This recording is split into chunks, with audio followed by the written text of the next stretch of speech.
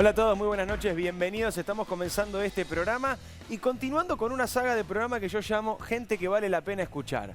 Así como hace algunas semanas te dijimos que Mateo Salvato valía la pena, la semana pasada lo hicimos con Jorge Fernández Díaz y también con Mario Marquich. Hoy tenemos una nueva edición de Gente que vale la pena escuchar. Estoy hasta por cambiarle el nombre al programa, te diría, porque me encanta el concepto.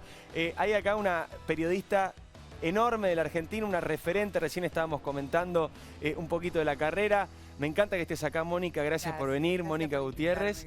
Hace mucho que estábamos diciendo, tiene que venir Mónica, bueno, ha sido el día. Y del otro lado un amigo también, un hombre que sí ha venido varias veces al programa, nos encanta escucharlo también, lo queremos muchísimo y hay mucho para escuchar de lo que diga el señor Beto Brandoni, que está ahí esperando desde un móvil muy amablemente, porque por suerte está haciendo teatro. Beto ha vuelto el teatro, vamos a pasar por supuesto el aviso en un ratito. Acaba de terminar la función y está aquí con nosotros para conversar de un montón de cosas que pasan en la Argentina. Yo te quiero contar algunos conceptos que voy a desarrollar después en el editorial. ¿Qué pasa con la educación? ¿Por qué la educación no es esencial? ¿Por qué el falso progresismo en la Argentina cerró las escuelas? Te voy a contar también por qué los jubilados pagan el ajuste. Y finalmente vamos a hablar de Alberto Fernández, que enojadísimo mandó al psicólogo a un periodista. En un rato te lo vamos a contar. Lucía, buenas noches. Se viene el escándalo del año, contame. Diego, muy buenas noches. Te vamos a contar qué va a pasar con la principal causa de corrupción contra Cristina Kirchner, la causa que todos conocemos como los cuadernos de las coimas. 31 imputados colaboradores, 31 arrepentidos con temor, con inseguridad, con la sensación de que los engañaron, porque a un pedido de muchos abogados de exfuncionarios kirchneristas puede llegar a declararse inconstitucional la ley que los amparó en un momento y que los llevó a confesar ante la justicia. Te vamos a contar los secretos de estos 31 arrepentidos, qué les pasa hoy, en qué cambió sus vidas, cuál es el mayor temor que están viviendo a horas claves de una decisión que puede cambiar la principal causa contra Cristina Kirchner. Es muy importante no solo hacer esto, un comentario breve en la presentación del programa y ya nos metemos de lleno. Es muy grave lo de los cuadernos. Estamos hablando de un grupo de arrepentidos que se jugó la vida, que confió en una herramienta legal del Estado argentino y ahora el Estado argentino con otro gobierno no solamente le da la espalda, sino que pone en riesgo su vida solamente para salvar a la vicepresidenta de la Nación. Es muy importante que estemos atentos a esto y que la Argentina no permita una barbaridad semejante. En un rato te lo contamos. Pero Santi, arrancamos con información urgente e importante que involucra a Lilita Carrió y una fuerte denuncia. Carrió cree que la quieren meter presa. Esto es textual, Diego. Lo dijo toda la coalición cívica que responde a Carrió y que hoy todo el día fatigó los teléfonos en exaltación de la cruz de Carrió. ¿Por qué cree que la quieren meter presa? Bueno, hoy dos abogados muy vinculados a Cristina Kirchner, Alejandro Rúa y Graciana Peñafort, que además trabaja en el Senado de la Nación, quieren que la llamen a indagatoria en el marco de la investigación por el presunto espionaje en el gobierno de Mauricio Macri. Creen que Carrió se agarró unas escuchas o utilizó unas escuchas que se hicieron en el penal de Seiza para en algún punto ensombrecer la causa de Alessio, en la cual el kirchnerismo cree que Carrió es parte activa de esa causa. O sea, el kirchnerismo quiere meter presa a Lilita Carrió por espionaje. Eso es lo que dice Carrió y eso es lo que dice la coalición cívica. Y apuntan directamente a la figura de Cristina Kirchner. Dicen que esto es una venganza de Cristina por las denuncias de tantos años de Carrió. Esto generó un revuelo muy importante en la oposición. Carrió, que viene a hacer declaraciones muy fuertes contra Mauricio Macri, dijo no voy a hablar más con él. Bueno, hoy ya en la oposición se está hablando de esto porque Carrió insiste que puede ser una posibilidad concreta que quieran meterla preso en esta causa.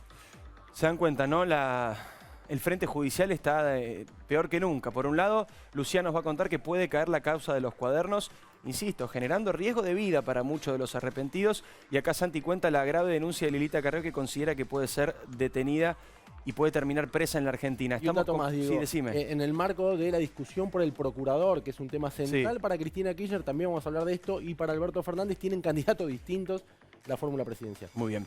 Te decía, vamos a comenzar el programa. Nuevamente te anticipo, Mónica Gutiérrez aquí en el piso. Gracias, Mónica, por estar. Beto Brandoni del otro lado, que acaba de terminar el acompañamiento de Carlos Gorostiza. Termina la función, tenemos la escenografía de fondo, un lujazo, y está el Beto acá porque nos quiere y porque lo queremos, aguantando los trapos aquí con nosotros. En un ratito hablamos de todo, Beto, pero quiero plantear de entrada el primer tema de la noche, y me parece que es uno de los temas más dolorosos que está ocurriendo en la Argentina, y tiene que ver con las clases, con las escuelas.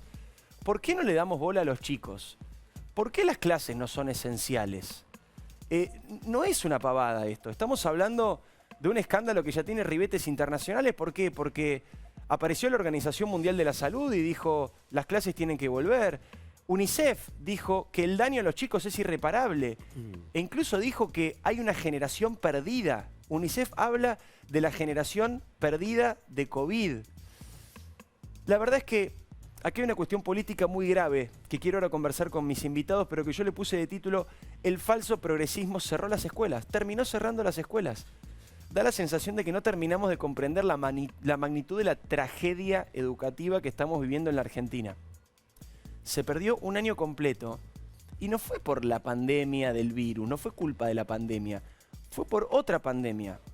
Por la pandemia de la borrachera ideológica de un pequeño sector del gremialismo docente, muy chiquitito, y de la debilidad del carácter del presidente que lo permite. Por supuesto, y quiero aclarar que de esta crítica quedan afuera los miles de docentes que aman su trabajo y lo llevan adelante con amor y con compromiso y que además hicieron un esfuerzo descomunal para que los alumnos no pierdan contenido y contención en este año terrible. Pero hay un grupúsculo de sindicalistas ultrapolitizados que condenaron a millones de chicos y los condenaron de por vida. Pareciera ser que solo les interesa mantener su status quo y quedar bien con sus referentes políticos. Lo decíamos recién, la OMC, el UNICEF, el mundo entero está de acuerdo con que no hay que cerrar las escuelas. Debe ser el único consenso internacional hoy, que las escuelas tienen que quedarse abiertas. Todo el resto está en discusión, menos las escuelas, pero acá sí, acá lo seguimos discutiendo. Acá en Argentina insistimos en el capricho político sin ninguna explicación científica ni de sentido común. Un dato, por ejemplo, y vean las imágenes. En la marcha del martes 17, la marcha por el Día de la Militancia, había gigantescas columnas de gremios docentes como UDOCBA, por ejemplo. Ahí estamos viendo las imágenes. No es una opinión, es información pura. Que además, ven ahí, ¿no? Llegaron en colectivos y en micros. ¿No era que el transporte era lo más peligroso de todo? Miren los colectivos. Columnas gigantescas de gente que llegaba en colectivo y de gremios docentes. La pregunta cae de madura. ¿Es peligroso volver a las aulas, pero no es peligroso ir a amontonarse a la puerta del Congreso? ¿Por qué la educación no es una actividad esencial en la Argentina? Las ferreterías, con todo respeto a las ferreterías y además porque son una actividad importante, hay que arreglar cosas naturalmente, fueron esenciales desde el primer día y las escuelas nunca. Parece que no nos importa nada la educación. Condenaron a millones de chicos al peligro de la deserción.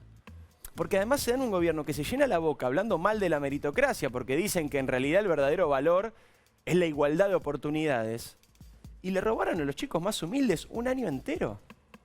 Porque obviamente son los chicos más pobres los que perdieron con la presunta virtualidad.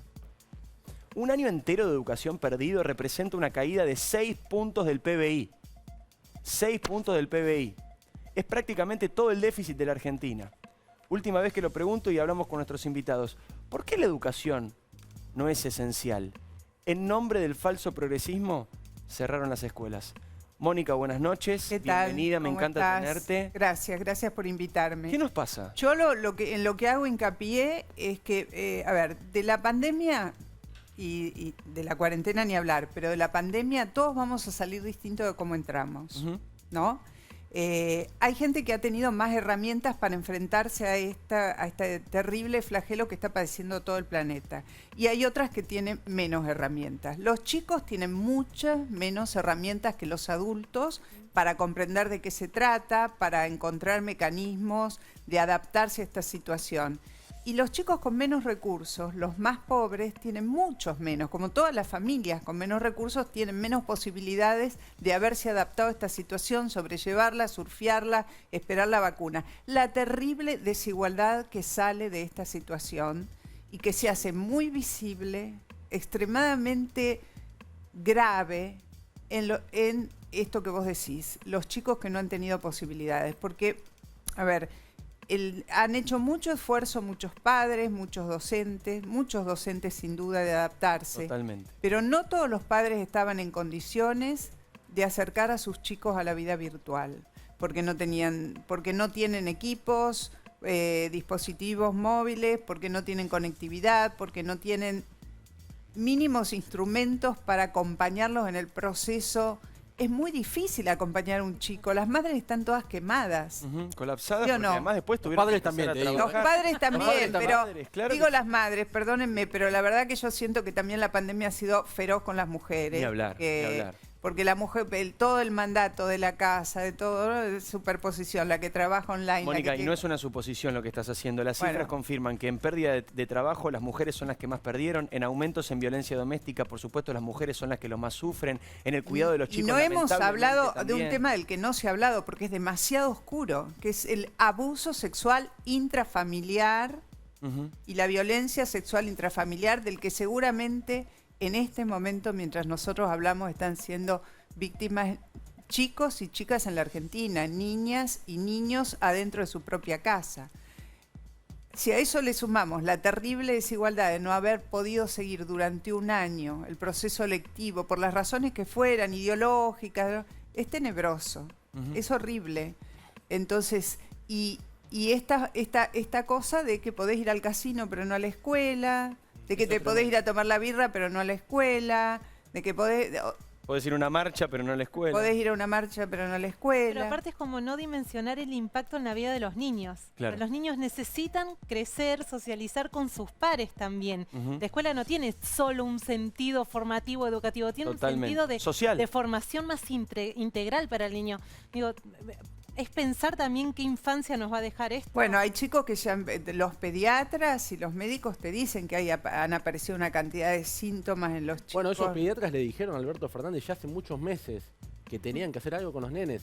Y al principio, ¿te acordás que no los dejaban ni siquiera salir a dar una vuelta a manzana? Sí, salían primero los perros que los nenes. No, Acá los perros se olvidó completamente a los niños. Bueno, pero volvamos al tema de la desigualdad tremenda, porque el que ha tenido alguna herramienta personal, familiar, esto no hace más que profundizar las desigualdades.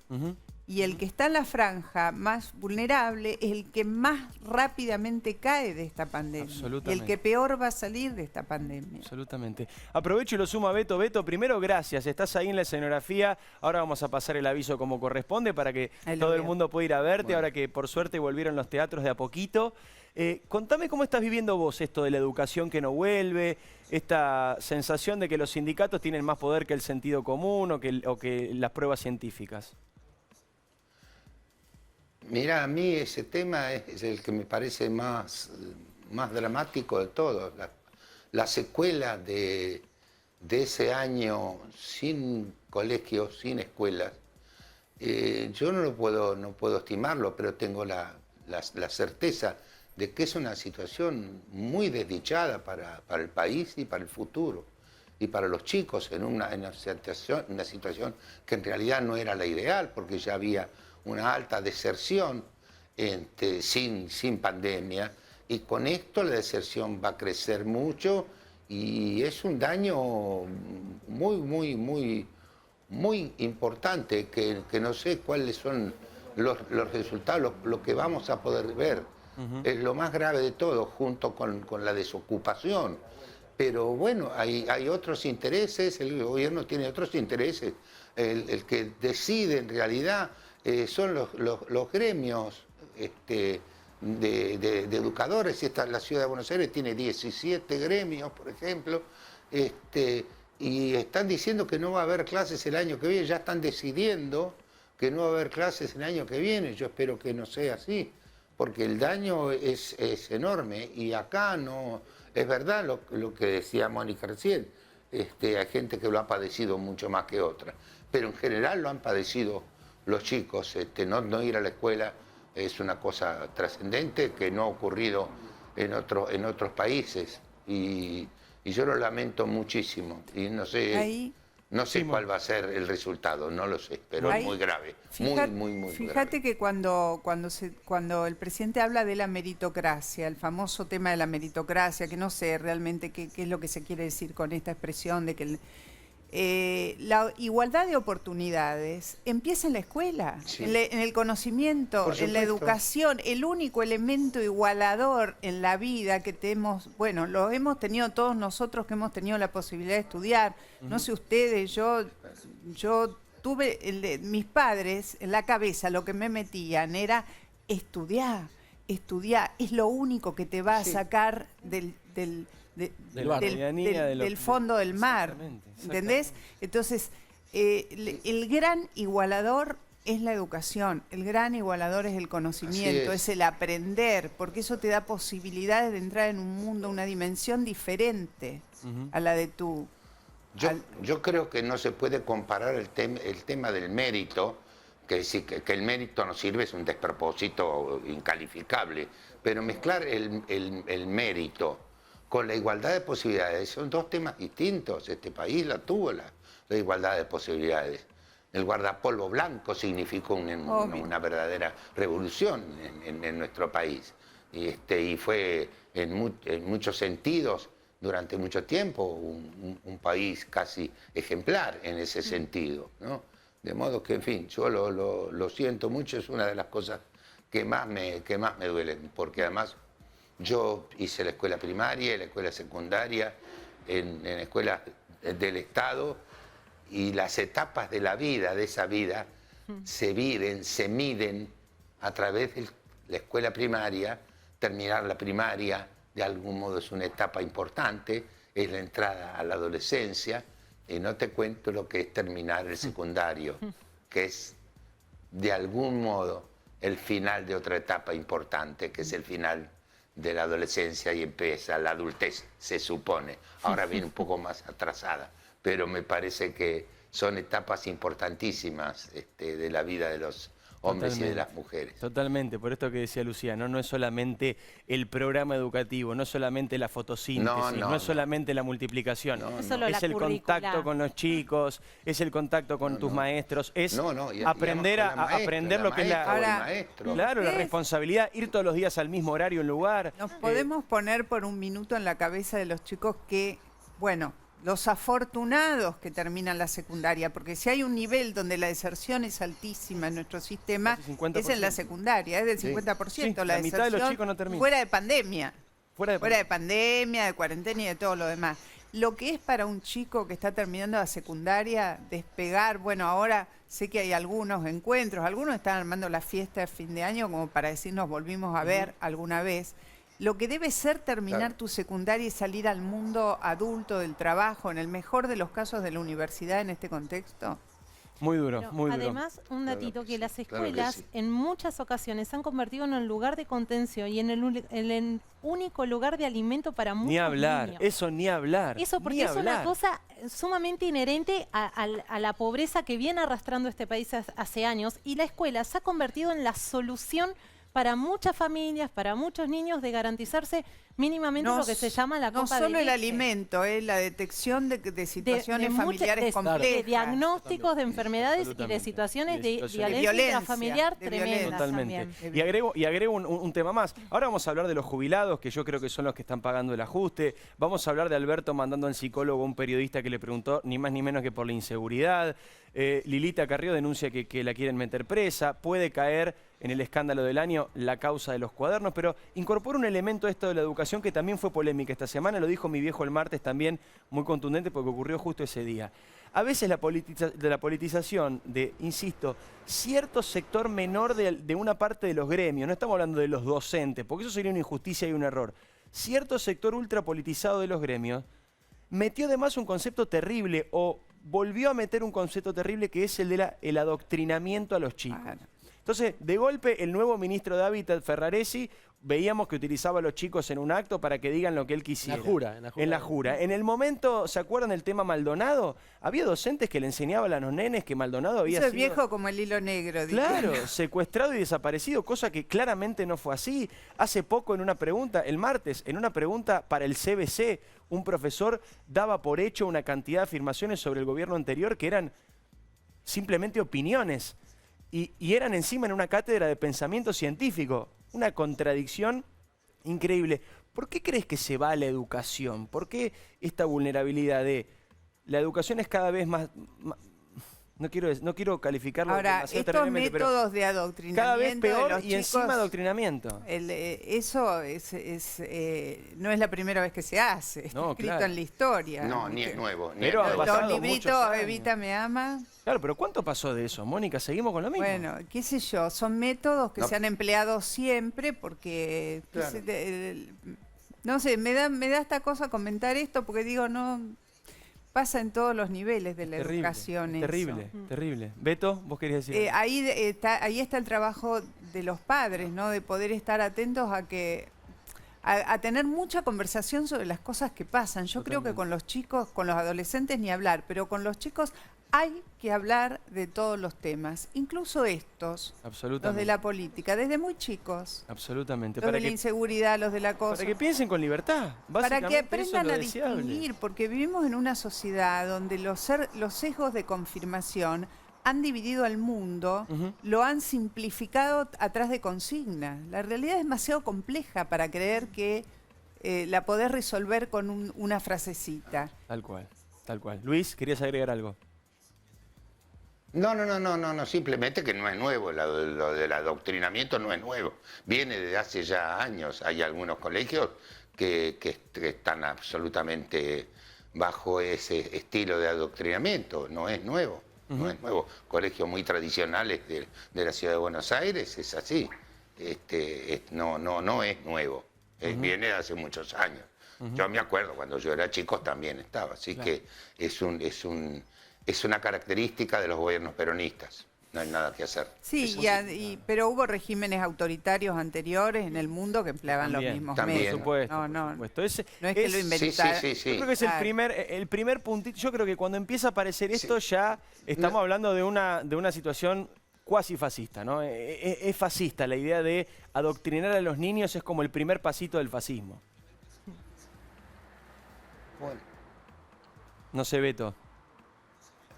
¿Qué? Me estaba... claro. Me estaba preguntando. Porque como yo no lo veo. Claro, por eso, por eso te di el pie. Por eso te di el pie. Me parece, es muy grave. Es muy grave eso. Es muy grave. La verdad que tal vez sea lo más grave y esperemos que... A ver, pero yo tengo esperanzas también en que va a haber padres y madres que no van a permitir algunas cosas, o se van a rebelar o se van a organizar de manera tal de que se pueda mejorar y se pueda resolver el tema de la presencia de los niños y las niñas en las escuelas y en los colegios. Yo creo que yo tengo esperanzas de que las cosas mejores en cuanto al tema de sanidad y se puedan dar clases el año que viene. Ojalá, porque además son los que más, menos padecerían los contagios, ¿no? Los niños y los jóvenes. De modo que sería una forma de ver que se cuiden, que aprendan a cuidarse también, ya desde niños, pero en sociedad, con sus compañeros, con sus secretitos, con su aprender a vivir. Y tener la sensación de que hay alguien que es el que ordena todo eso, que es la maestra o el maestro, que eran durante por lo menos mi infancia y mi juventud, el maestro, la maestra o el profesor eran señores a los cuales no se les discutía, digamos, porque si un día te pedían que fuera tu papá a la escuela, lo que te costaba decirlo, ¿para qué te cuento? Y cuando lograba decirte, la respuesta del padre, ¿cuál era? Era una pregunta. ¿Qué hiciste? ¿Qué hiciste? ¿Qué hiciste? Ahora es al revés, le preguntan al profesor qué hizo, ¿viste? Cambió todo. No, ahora que tienen miedo son los profesores y los maestras. Bueno, acá ha ido el concepto de la autoridad, que Totalmente. es otra cosa. Vamos a seguir charlando. Que Quiero es incorporar. necesario saberlo. Sí, quiero incorporar el otro tema, el otro disparador que me interesaba conversar con ustedes, que tiene que ver también porque hablamos de dos grupos súper vulnerables que han empeorado su situación en la pandemia. Los chicos, que siempre son vulnerables, las mujeres, como bien trajiste, Mónica, y tomo el concepto y me parece súper importante. Y el último grupo son los jubilados también. Y resulta que en Argentina los jubilados están pagando el ajuste. Y esta es otra mentira colosal de Santiago Cafiero, el jefe de gabinete, que después de anunciar una fórmula que hasta los economistas kirchneristas como Álvarez Agis, nosotros mostramos el jueves pasado, revelaron que era una fórmula muy perjudicial para los jubilados, Santiago Cafiero salió a decir que le iban a aumentar un 5% a los jubilados para que no pierdan contra la inflación. Pero solo el mes pasado, la inflación fue de 3,8%. Y todos los economistas de cualquier pelaje político indican que veremos por lo menos 2 meses más con un 3 adelante. O sea que ya estamos recontra abajo de la inflación. El presidente Alberto Fernández en la campaña prometió que iba a usar el dinero de los bancos para pagarle a los jubilados. Pero lo hizo al revés. Anunció un 20% el primer día de Asunción. Sí, anunció un 20% de aumento, pero dijo, la plata se la voy a sacar a los bancos para dárselas a los jubilados. Hizo al revés. Se la sacó a los jubilados para dárselas a los bancos. Pero no lo decimos nosotros, lo dice Guillermo Moreno. Presten atención a este video de Moreno, el polémico Guillermo Moreno, y lo discutimos con Mónica Gutiérrez y Luis Brandoni. Mirá. Se le llenó la boca hablando de los jubilados. Cuando yo le digo el otro día, mira, no tenés perdón de Dios. ¿Por qué no tenés perdón de Dios? Vos le pagaste 19.000 pesos en diciembre del 19. Y salvo que le des un extraordinario, le vas a pagar con el ajuste 19.000 pesos en diciembre del 20. ¿De qué me estás hablando? Vos no sos peronista, sos radical. Así cierra la frase casi como un insulto. Ahora quiero escuchar a Beto sobre este punto. Mónica, ¿el ajuste con los jubilados? Los jubilados están en el fondo del mar en este momento.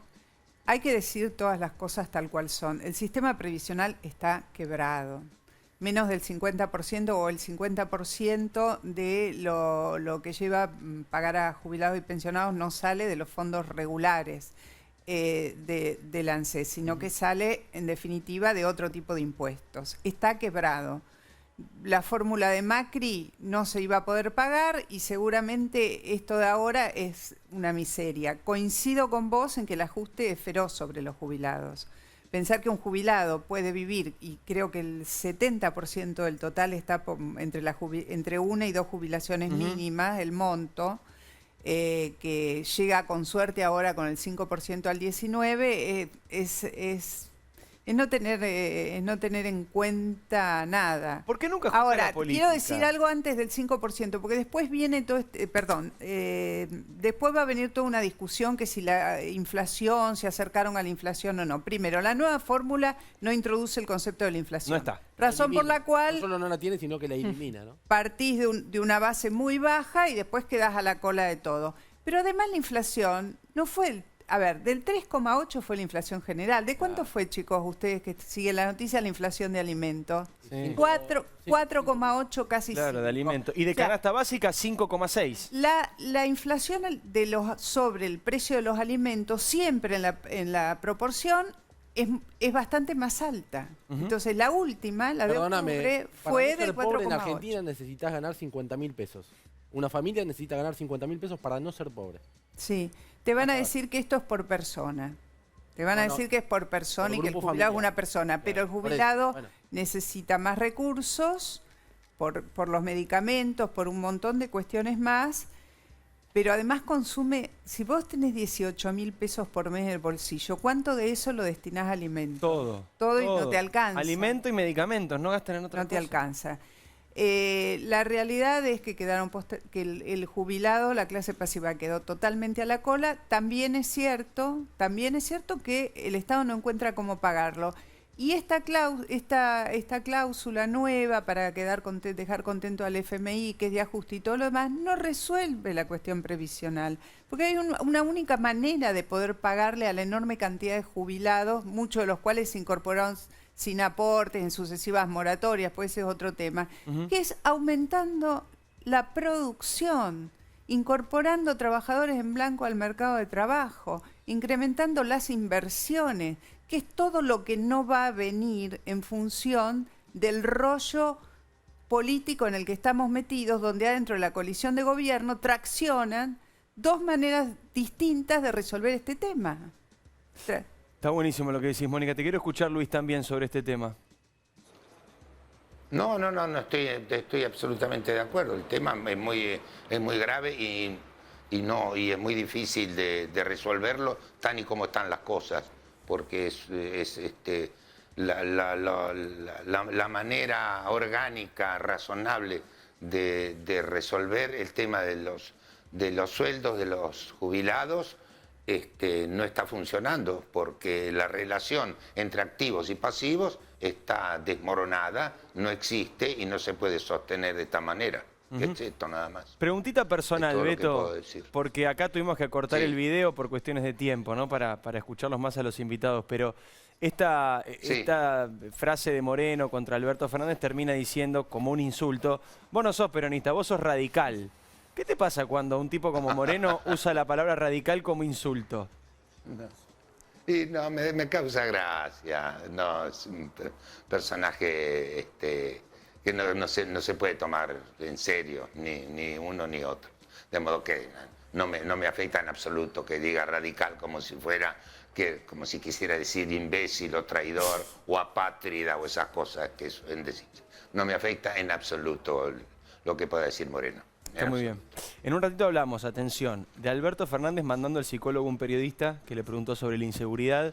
El escándalo del año, ¿se cae la causa de Cuadernos? ¿Corren riesgo físico los que confiaron en el sistema argentino y se arrepintieron? Esto también es inseguridad jurídica, ¿eh? Esto también aleja las inversiones, porque imagínate, un país que no cumple ni con la ley del arrepentido, ¿qué seguridad jurídica le puede dar a alguien? Y además la pelea entre Alberto y Cristina, que mencionaba recién Mónica.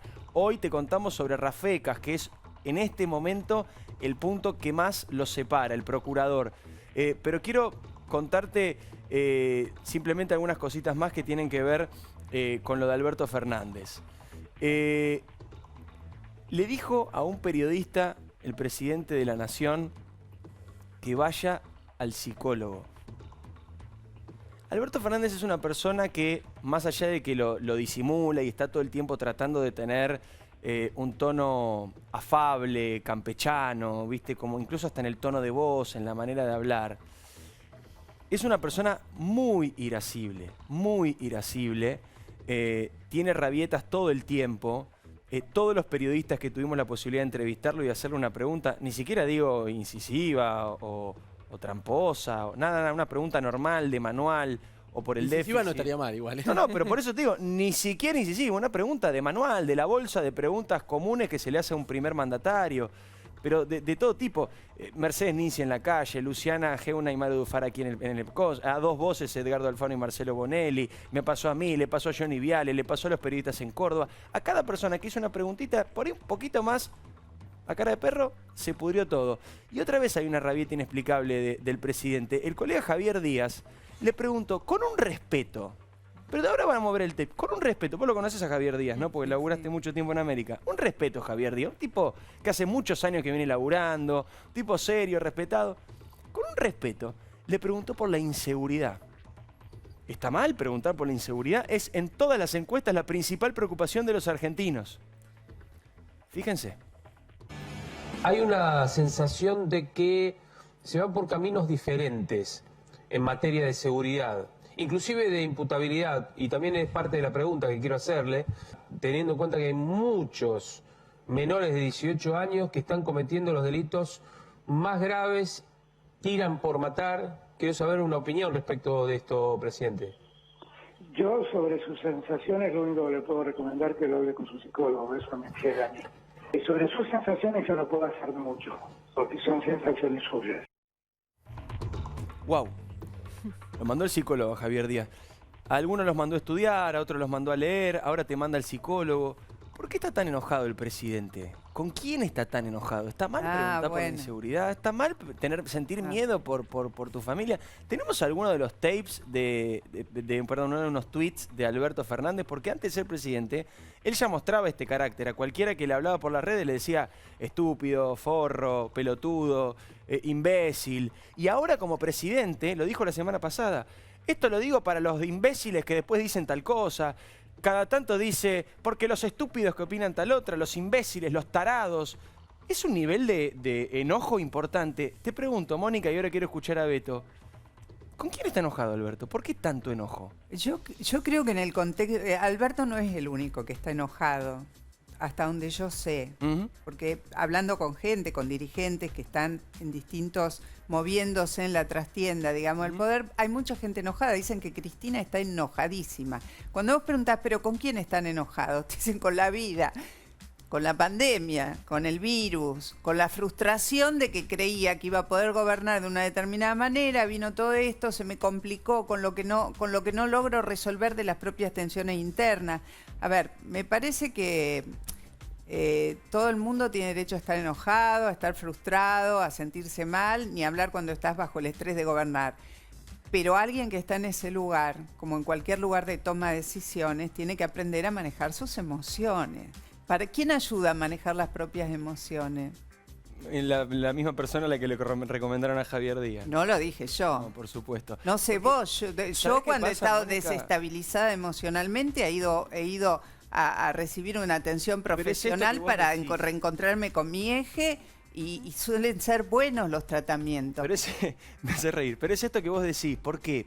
¿Qué quiero decir? No hace falta comentar, ya se habrán dado cuenta que yo tengo una posición súper crítica de Cristina, de cómo ejerce el poder, de cómo es la manera de manejar a sus ministros, de manejar el país, etcétera. Ahora, esto que dice Alberto de esto es para los estúpidos, esto es para los tarados, esto es para los imbéciles, yo no lo escuché nunca antes en un presidente. Ahora, Diego, Nunca ¿cuándo antes. le fue mejor en las encuestas al presidente?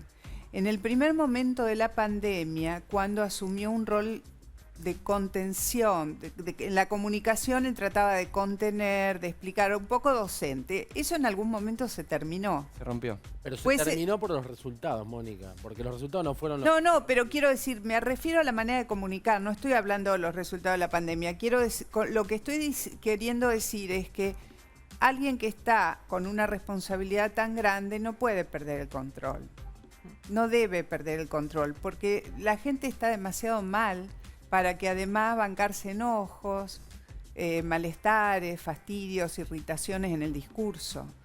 La mayor parte de la gente tiene preocupaciones hoy muy puntuales, que están más allá de Cristina, de Rafecas, del tema judicial, de esto y del otro. Tienen que ver con comprar los alimentos, con ver qué pasa con los chicos de la Con la escuela. inseguridad ver misma. ¿Qué? Con la inseguridad misma. Con la inseguridad, ni hablar de la inseguridad. Vos podés comer en las mesitas afuera, dicen, ¿no? Porque adentro no sé qué. Las mesitas afuera puede ser la guerra. Olvídate, de hecho, mira, la guerra literal. En Palermo hace 2 meses mostramos en Telenoche a los tiros adentro de esas como glorietas que se arman para que no haga frío. Bueno, ahí a los tiros adentro del restaurante. Yo nunca había visto algo igual. Beto, te quiero escuchar sobre esto que estábamos conversando. ¿Lo ves irascible al presidente? ¿Lo ves enojado cuando insulta? ¿Cómo analizas eso, este aspecto de la política? Sí, lo veo muy preocupado, muy preocupado porque las cosas no están saliendo bien. Es normal que no se sienta bien, porque además la verdad que la pandemia es una desgracia, lo ha sido para todos los presidentes del mundo.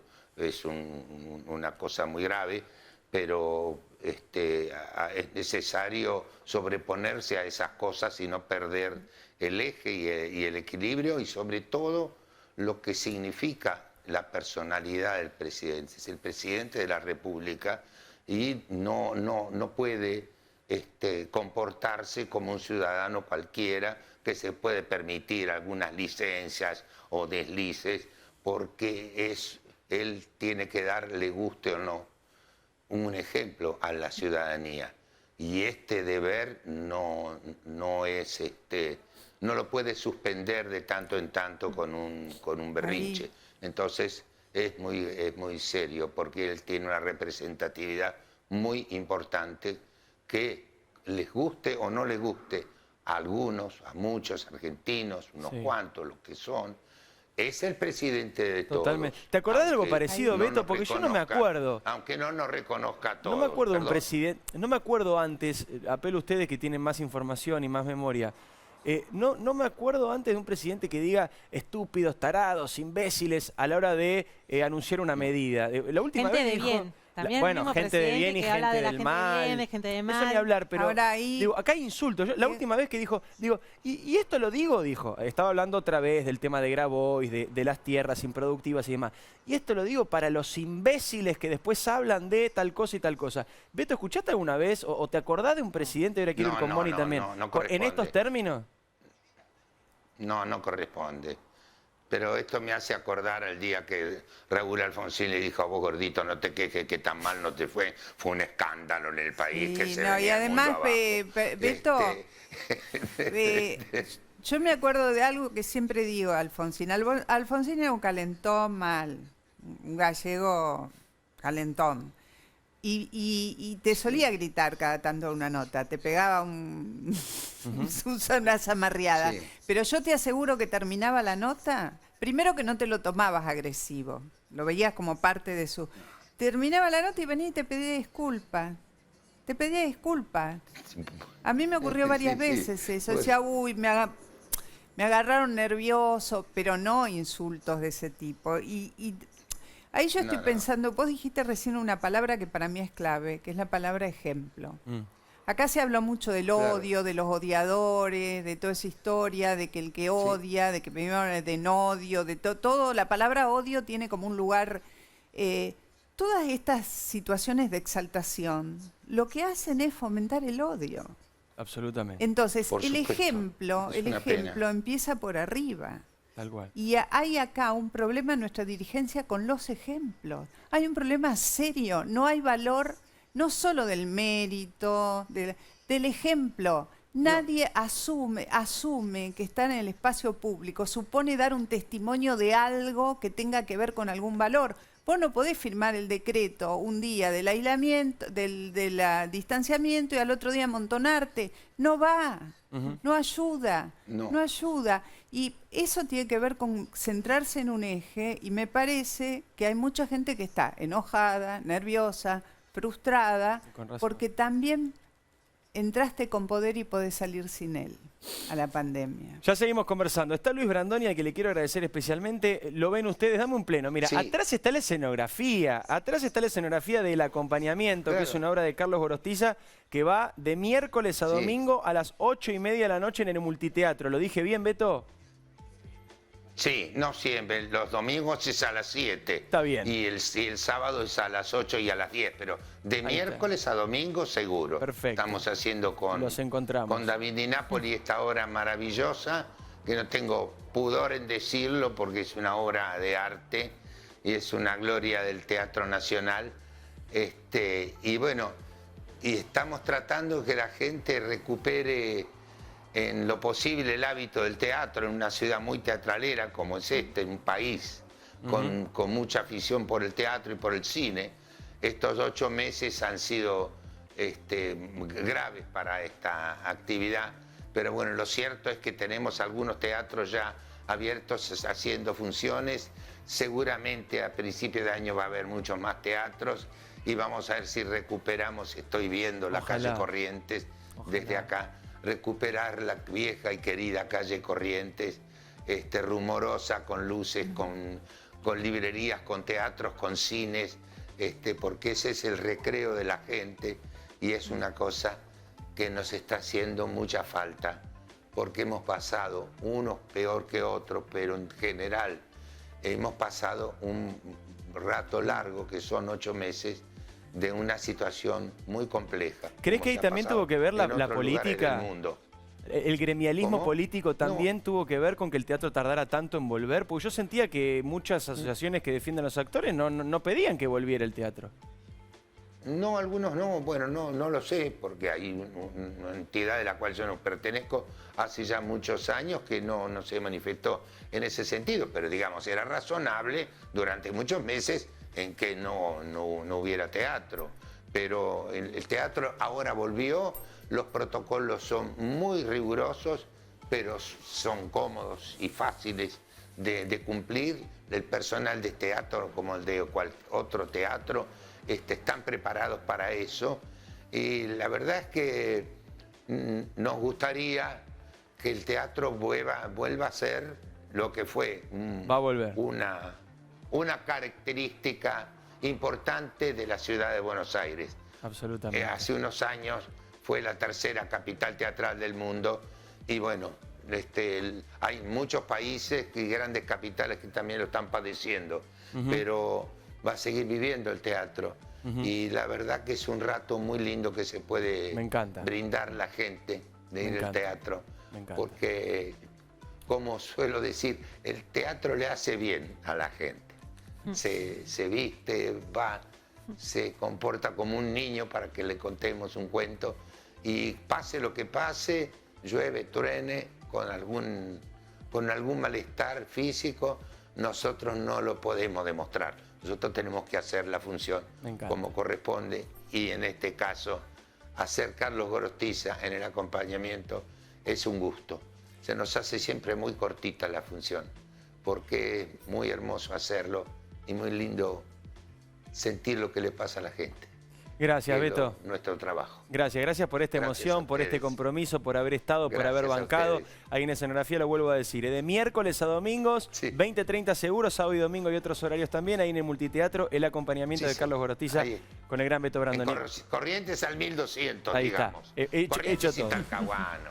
Beto, te quiero mucho, gracias Chao, por estar gracias. siempre. Un gran amigo de este programa. Mónica, te quedás un ratito más, por supuesto. Acá estás más cómoda en el sillón, él estaba en una banqueta, pobre. Lo quería despedir rápido. Atención, te pido una cosa, nunca te pido nada. Por suerte nos estás acompañando desde el principio del programa. Quédate, porque Lucía te va a contar lo que de verdad va a ser el escándalo judicial del año. Se puede caer la causa de Cuadernos. Esto significa que la causa de corrupción más grande y con más pruebas de la historia argentina puede quedar en la nada. Ya venimos.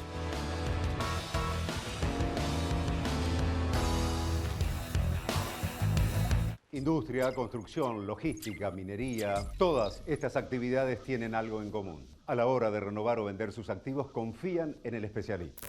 Ingresá a Adrián Mercado Subastas y encontrá la mejor opción para capitalizar tu actividad. Adrián Mercado, líder en subastas industriales. Llegó Fiat Toro 2020. Llegaron los todopoderosos. Para Cristian, mirar hacia adelante es superarse y progresar día a día. Por eso en Avalian lo acompañamos con la mejor protección médica a nivel nacional. Avalian, cuidarte para lo que viene. Auspicia Prevención ART de Sancor Seguros. Concientizamos en buenas prácticas para la producción de tus alimentos. Descubrí Casafe. Chiflá. Trae tu cuenta sueldo a Ciudad. Ayudarnos, lo mejor de ser vecinos. Banco Ciudad, te quiere ver crecer.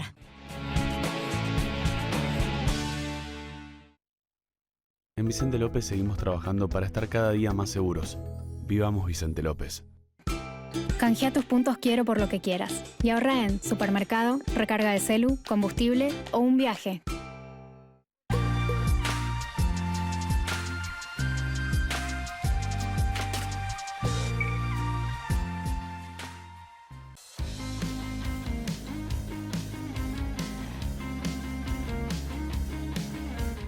Cuando salgas de casa, pensá que ellos llevan días sin dormir. Seamos responsables y solidarios por nuestro personal de salud y por todos nosotros.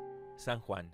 Enel Generación Costanera, la central térmica más grande de Argentina, donde producimos energía para vos.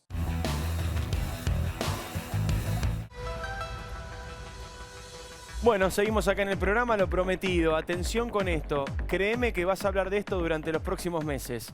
¿Se puede caer la causa de Cuadernos, Lucía? Diego, una decisión determinante en los próximos días tiene que tomar la Cámara de Casación Penal.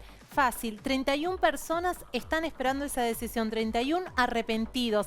La mayor cantidad de arrepentidos en una causa de corrupción en los tribunales federales de Comodoro Pi. En una causa donde la principal acusada es nada más ni nada menos que Cristina Fernández de Kirchner. ¿Qué hicieron abogados de exfuncionarios kirchneristas acusados en esta causa de ser responsables de cobrar coima desde el 2003 al 2015 a distintos empresarios? Fueron a plantear que esa ley del arrepentido, una ley votada por el Congreso, una ley que dio amparo jurídico a 31 personas, era inconstitucional. ¿Qué va a pasar con estas 31 personas?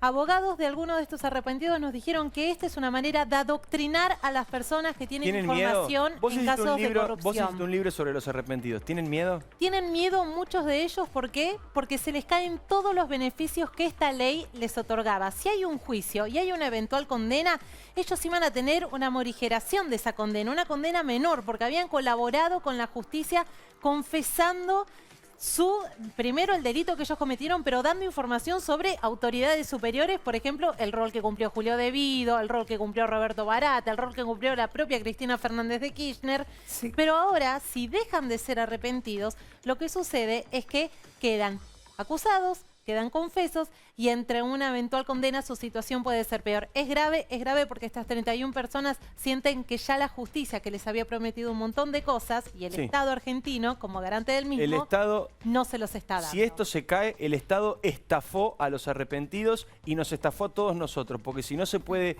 creer en una ley, no se puede creer en nada. Se acabó, si esto se cae, se acabó la seguridad jurídica en la Argentina. Moni, no sé No, si esto es la inseguridad jurídica llevada a su máxima expresión. Delirio. Es la la incertidumbre de que lo que hoy vale, mañana no, vulnera toda la palabra.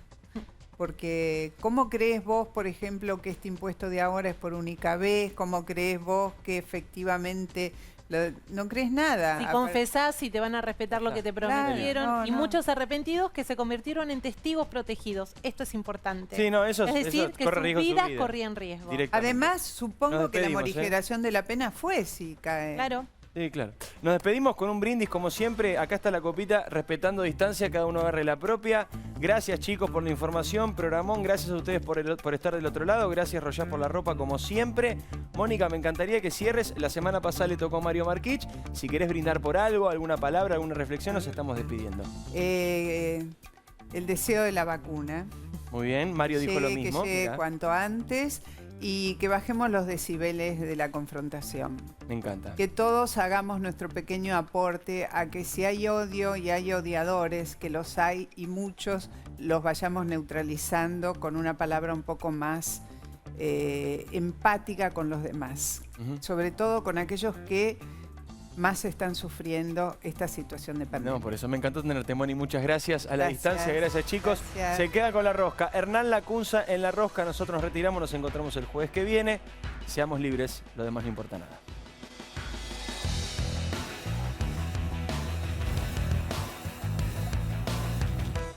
Bodega Los Helechos, premiados por la naturaleza.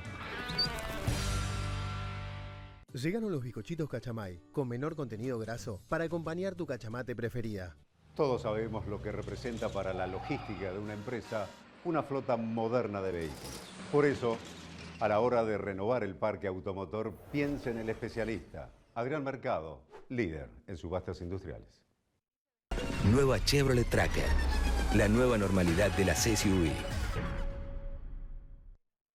Auspicia este programa Naranja. Aeropuertos Argentina 2000, el lugar donde tus emociones toman vuelo.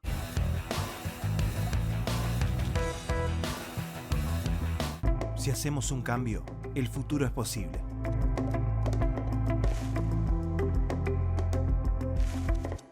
En OMINT diseñamos nuevos planes médicos que se adaptan a lo que usás. Planes de calidad hasta 25% más económicos. Cotiza y compralo online. Tu plan, tu cuota, tu OMINT. Si tuviste COVID-19, podés ayudar a salvar vidas. Dona tu plasma. Legislatura de la Ciudad Autónoma de Buenos Aires. Auspicia, Banco Hipotecario.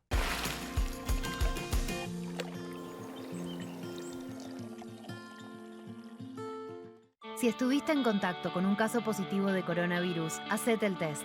Cuidarte es cuidarnos. Buenos Aires Ciudad. Grupo Insud. Alentamos la vida. www.grupoinsud.com. Nos preparamos para la nueva temporada turística. Córdoba Turismo, Gobierno de la Provincia de Córdoba. Grupo Petersen, desde 1920, construyendo el país.